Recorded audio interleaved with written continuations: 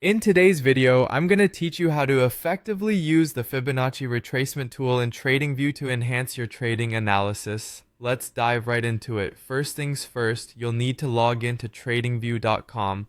Once you've logged in, go ahead and open the chart for the asset you want to analyze. Whether it's a currency pair, a stock, or a cryptocurrency, make sure you have the specific chart you're interested in up and ready as we're about to start working with it. Next, our focus will be on selecting the Fibonacci Retracement tool.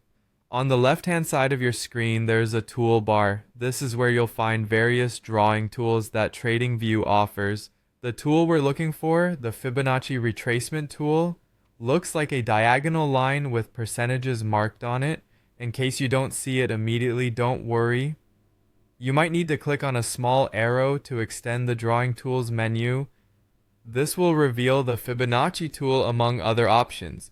Once you've selected the Fibonacci tool, the next step is to identify the swing high and swing low points on your chart.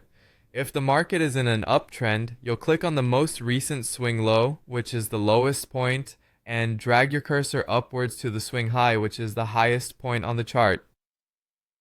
Conversely, if you're dealing with a downtrend, start at the swing high and drag down to the swing low. Now that we have our Fibonacci levels plotted, take a moment to observe these levels.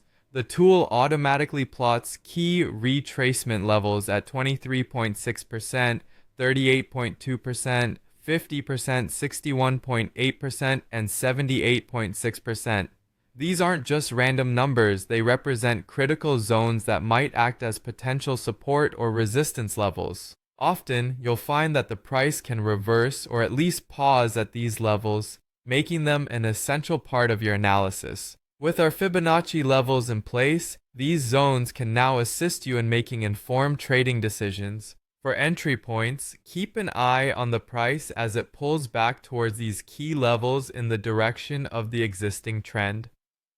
For stop loss placement, it's a good idea to set your stop just beyond the next Fibonacci level or the recent swing point to provide a safety buffer. As for taking profits, aim for previous highs or lows, or even Fibonacci extension levels for your exit strategies. For a more robust trading setup, it's beneficial to combine the insights gained from Fibonacci levels with other technical indicators. Tools like the RSI, MACD, or simply assessing volume trends and candlestick patterns can provide additional confirmation, helping you strengthen your trade setups and overall strategy.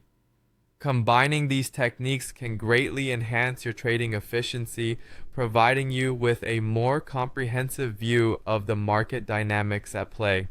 So, that's the rundown on using Fibonacci retracement in TradingView.